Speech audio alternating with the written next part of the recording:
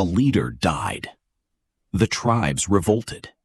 False prophets rose across the desert. The army wanted to retreat. The advisors said, "Negotiate." Abu Bakr al-Siddiq said, "Hold the line." In June 632 CE, the Prophet Muhammad died in Medina. He died without leaving explicit instructions about succession. He died while tribes across the Arabian Peninsula were already reconsidering the alliances they had made. He died at the moment of maximum vulnerability for everything that had been built. The man who stepped into that moment was Abu Bakr ibn Abi Quhafa, known by the title al-Siddiq, the Truthful. He was approximately 61 years old.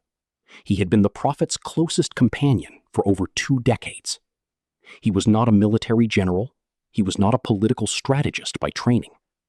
He was a merchant, a man of extraordinary personal character who had spent his life as a companion rather than a commander. He would reign for 2 years and 3 months. In that time, he would make decisions that shaped the next 1,400 years of history. This is what Abu Bakr al-Siddiq understood about leadership, crisis, and the kind of stillness that holds things together when everything is trying to fall apart. When news of the Prophet's death spread through Medina, the community was paralyzed. Umar ibn al-Khattab, the man who would later become the second Caliph, the formidable leader we have explored on this channel, was so overcome with grief that he stood in the mosque declaring that the Prophet had not died and would return. Umar was drawing his sword at anyone who said otherwise. Abu Bakr arrived. He went to the Prophet's room. He verified what had happened. He came back out. He placed his hand on Umar's shoulder and gently moved him aside. And then he spoke. What he said has been preserved and studied for 14 centuries. Whoever worshipped Muhammad, Muhammad is dead. Whoever worshipped God, God is alive and does not die. 2 sentences. The crisis did not end, but the paralysis did. The community had a direction, not because Abu Bakr had solved anything, but because he had named reality clearly when the person who most needed to could not. Lesson 1. In a crisis, the most valuable thing a leader can do is not solve. It is speak, clearly, accurately, without performing emotions they do not have or suppressing the ones they do. The community does not need the leader to be unaffected. It needs the leader to be functional. Abu Bakr was functional. That was enough. Within days of Abu Bakr's succession, tribal delegations began arriving in Medina with a proposal. They would remain Muslim, they would pray, they would maintain the faith, but they would not pay zakat, the obligatory charitable tax. It was a reasonable-sounding compromise. The community was fragile. The army was exhausted. Almost every senior advisor around Abu Bakr recommended acceptance. Even Umar, who would later become famous for his own uncompromising positions, initially advised accommodation. Abu Bakr refused. Absolutely. His reasoning, recorded in the historical sources, was precise and worth studying. By God, if they withhold from me a rope that they used to give to the messenger of God, I will fight them for withholding it. Not because the rope mattered, but because the principle did. A system that bends on its foundational obligations at the first pressure will bend on everything else as the pressure increases. Lesson 2. The moment of maximum temptation to compromise your principles is almost always the moment that most clearly defines what. Abu Bakr launched the Ridda Wars, the campaigns to reunite the fractured Arabian Peninsula within weeks of taking power.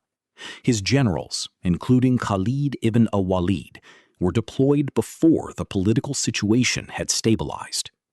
This was considered reckless by many of his contemporaries. The community was grieving, resources were stretched, the outcome was uncertain. Abu Bakr understood something about crisis that most leaders miss. Every crisis has a window in which decisive action can reverse the deterioration. That window closes. What looks like recklessness from inside the window looks like genius from outside it, if it works. And if you wait until everyone is comfortable with the decision, the window has already closed. Lesson 3. Consensus is a comfort, not a strategy. The leader who waits for universal agreement before acting in a crisis will almost always wait too long. Abu Bakr did not act because he was certain of success.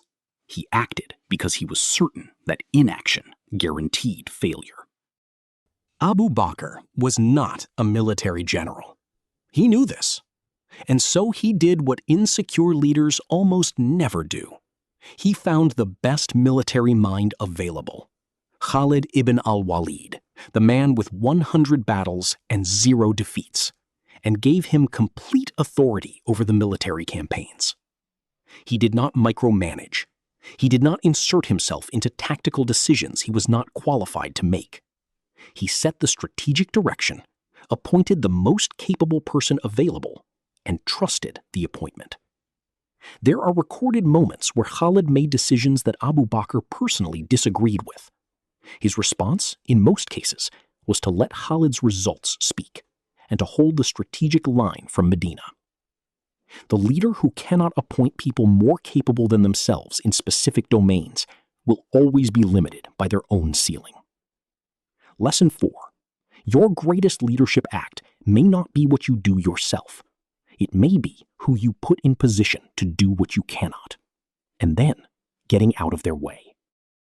Ibn Shaddad and other historians who recorded this era noted something about Abu Bakr's personal conduct during his caliphate.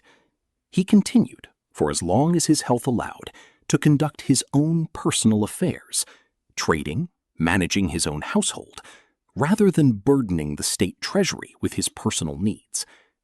He reportedly said, "I have been afflicted with this work, the caliphate, and I shall not let this work cost the community more than what is necessary for it."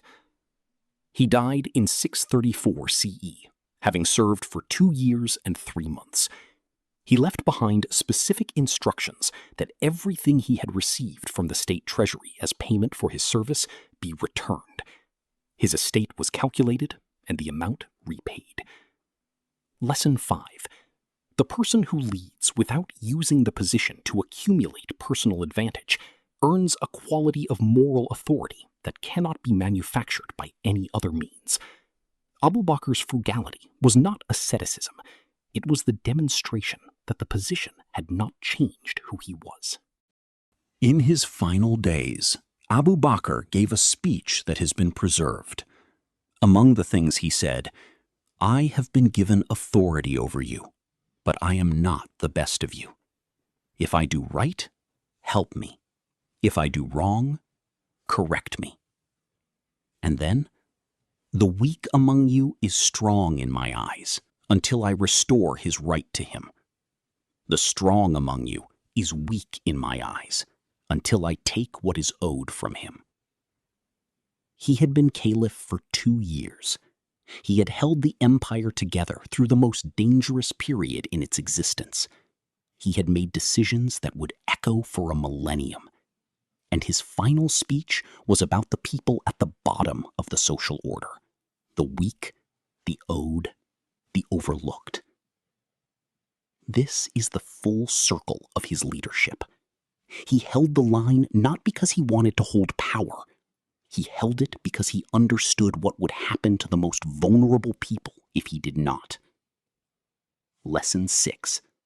The clearest 2 years and 3 months, the shortest reign of any of the great caliphs, and arguably the most consequential decision-making window in early Arab history. He spoke when no one else could. He held the line when every advisor said, "bend."